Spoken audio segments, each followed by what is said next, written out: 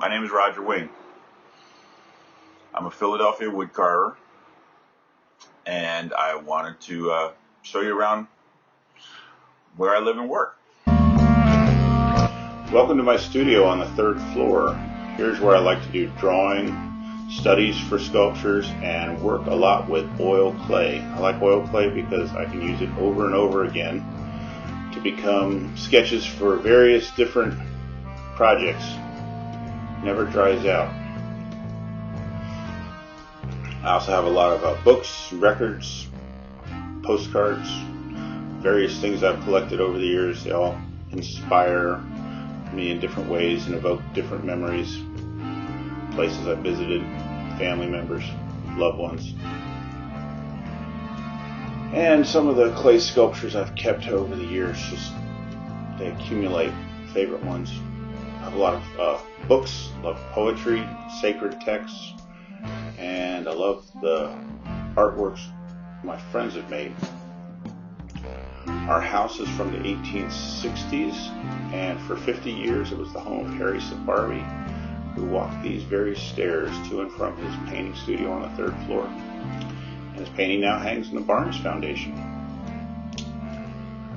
The house has come together from furniture that we trash picked and pieces of furniture left to us by ancestors. My art book collection is a combination of pretty much 3 different individuals' collections, now all amassed in my possession. Here's our dog Atlas. Take a bow. Atlas, you're a superstar. That's right, he is. So around the house are various wood carvings. Wood is my main medium. I love all things wood, but especially the natural qualities and irregularities of wood. These are some small carvings that I've done, and each piece is done from a different species of tree and has different characteristics and has inspired what it eventually turned into. This is now in our dining room and a painting that I did while I was a student at the Pennsylvania Academy of Fine Arts, and more art that hangs in our home and continues to offer inspiration. And this piece I carved during quarantine, and it's based on a Japanese Miroko Bosatsu. So during the weeks that I was recently returned from Germany, I was in complete quarantine, and this is how I spent much of my time carving this piece of wood. It's, I'm not sure the species, but I think it's a piece of Chinese scholars tree from the campus of Haverford College.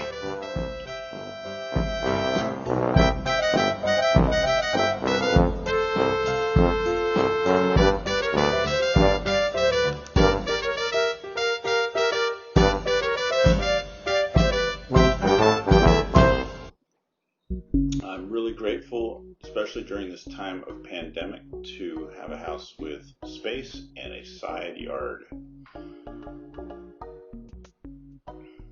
It's a space where we can grow plants, flowers, show my outdoor sculptures, collect materials, and just generally commune with the non-human world. Flowers, plants, animals, and occasionally fungus. This is our house from the street. A pair of stray cats live in our yard. This gray one we call Kiwi, and her friend is E.G. And a front porch is very, very all-purpose. Now in the summertime in quarantine, I can work outside. This is a new carving made of Spanish cedar and an offcut of wood given to me by sculptor Joe Brown. And now we're at the studio, 40th at Westminster.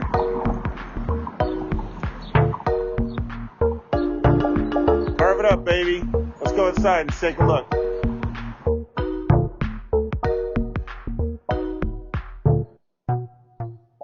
This is inside the studio. This is an as-is shot of the studio. Haven't even swept the floor. Let the chips fall where they may. This is the studio after a bit of arranging and sweeping up. Carving I did of Walt Whitman for his 200th birthday, made out of a giant piece of elm wood that came from Woodland Cemetery. Made in time for Whitman's 200th birthday. This is a brand new piece, carved from a piece of ash. It was offcut from a tree carving I did out in Rose Valley, a tree that fell to the emerald ash borer. It's a beautiful wood to work with. I'm also carving a black cherry piece. This tree came from Fairmount Park in front of Smith Playhouse, and it's a snowy owl that will, upon completion, go and be part of a collection in Dallas, Texas.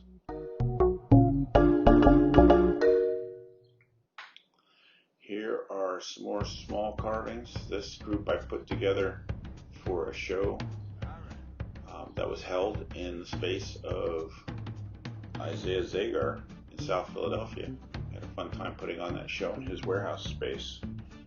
Some wonderful artists took part in that show together with me. We called it 5 Philly Artists. You can see more about it on my website, rogerwing.com.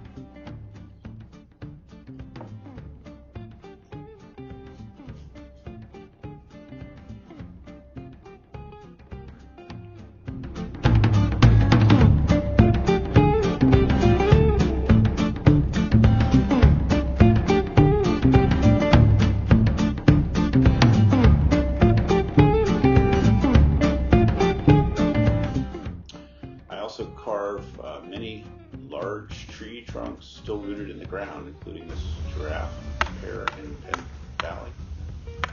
In Wynwood, I carved this London plane tree. You can see my good buddy, late Joe Bremen, helping me out on this piece, providing some of this soundtrack.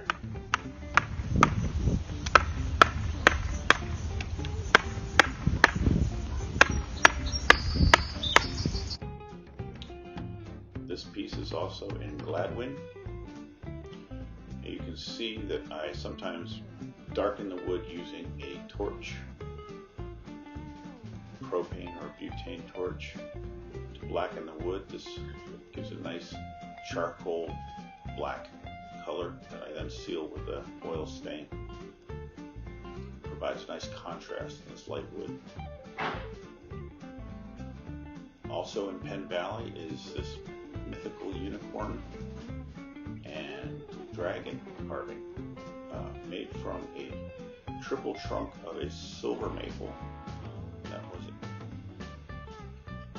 And then this is the ash tree in the Rose Valley, and very grateful for the clients who had me back to do a second carving from the second ash tree.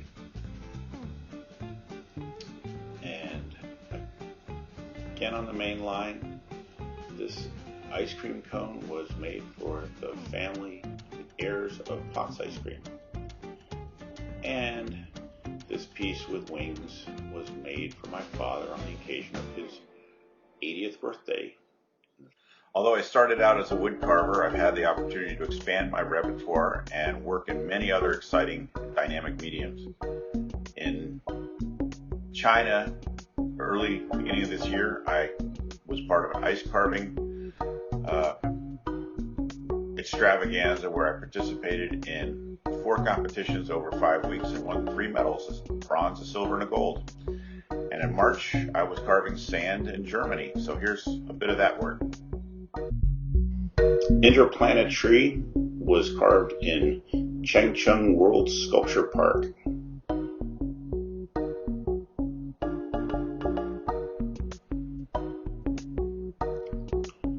I was invited back the second time this year in January, and I carved with a team from Singapore a piece that we called Ghost Forest, showing 2 orangutans hanging for dear life in their decimated forest.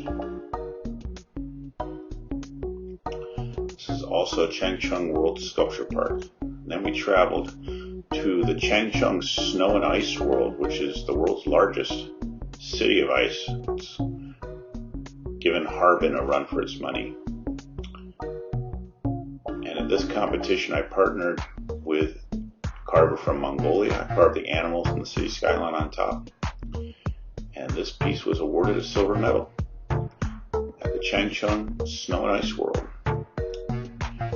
Then I was invited to Longqingxia outside of Beijing, where this incredible installation sits at the foot of a massive dam beneath a 900-foot rock face. My Chinese partner and I created this snow sculpture.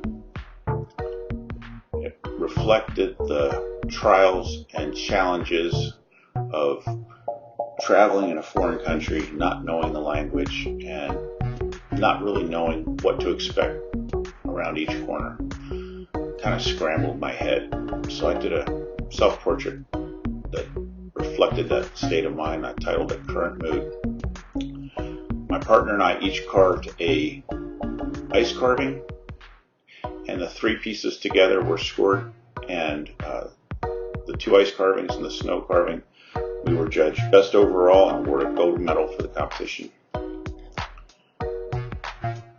I was one of 3 non-Chinese speaking artists in the competition. My other friends were from Italy and Finland, and this is my ice carving solo piece.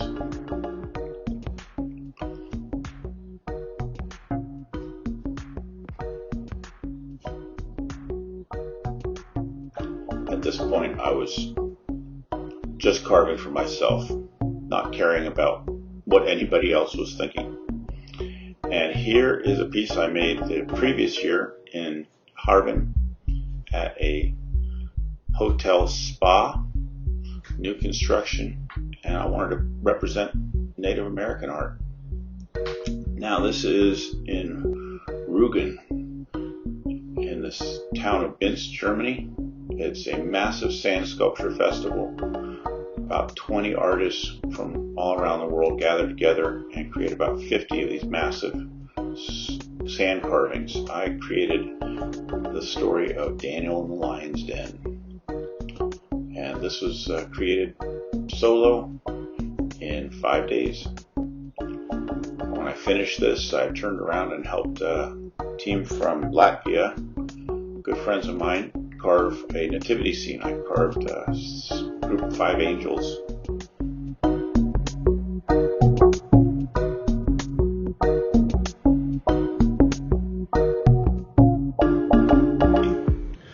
So thank you for watching this video. I hope you saw some interesting, exciting, inspiring things, and check out my website, rogerwing.com. See more of my work, and feel free to get in touch with me, and we can share the love of sculpture.